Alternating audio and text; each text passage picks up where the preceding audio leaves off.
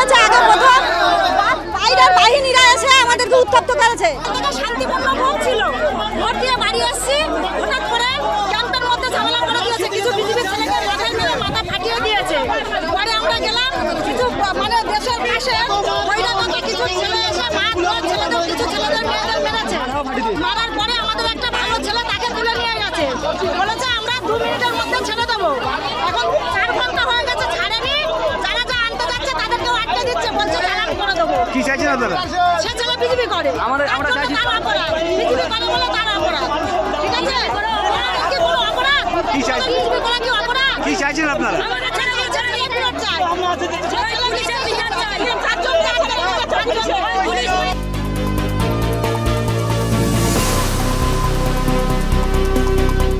আপনাদের মায়েদের হাতে তো প্রত্যেকে দড়ি দিয়ে মাদুর। ব্যবস্থা হবে, ব্যবস্থা হবে, ব্যবস্থা হবে, ব্যবস্থা হবে।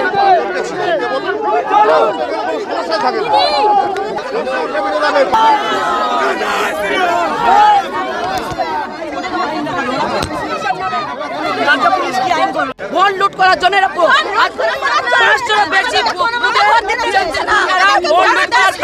পুরো কবজা করে রেখে দিয়েছে। 500 বেশি প্রতিরোধ করে তুলবে অবশ্যই। आगे से आ जाओ भाई। अरे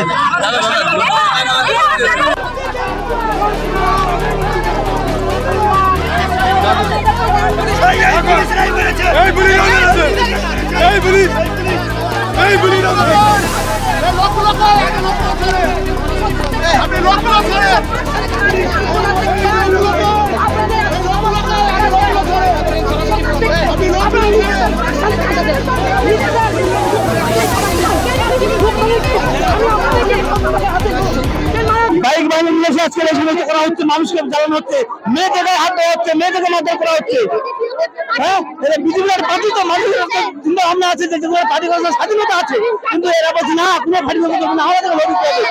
কেন দেখান কেন? আমি সাধারণ মানুষের পাচ্ছি মানুষ, আমি ক্যান্ডিডেট নই। আপনার সাধারণ মানুষকে মারতে হন, বাঁধতে পিটিয়েছেন, লেখাপত্র মানুষ মেরে দেখান। আপনার পুলিশের চাকরি করেন, আপনাদের ধিক্কার জানান, লজ্জা হওয়ার দরকার আপনাদের, আপনাদের লজ্জা হওয়ার দরকার। মুখ্যমন্ত্রীর কেনা গোলাম, কেনা গোলাম। একটা ভোট বন্ধ করার জন্য মুখ্যমন্ত্রী আপনারা কিনে রেখেছে। হ্যাঁ, আপনারা লুকানোর চেষ্টা করছেন, হারানোর চেষ্টা করছেন। দেবে না, পুলিশ দেবে না। পুলিশ হচ্ছে মুখ্যমন্ত্রীর কেনা প্রাপ্য গোলাম। ঠিক এখানে উত্তর দেবে না, তাই উত্তর না দেওয়ার জন্য পাবলিক যেটা করবে সেটা মেনে নিতে হবে রাজ্যের পুলিশকে। আজকের যে ভোট হচ্ছে সেই ভোটে স্বাভাবিকভাবে আমরা দেখছি একটা পরিকল্পিতভাবে একটা বিচ্ছিন্ন ঘটনা ঘটানোর জন্যে মানে সেন্ট্রাল বাহিনীকে মনে হয় রিক্রুট করা হয়েছে কোথাও কোথাও আমাদের মনে হচ্ছে।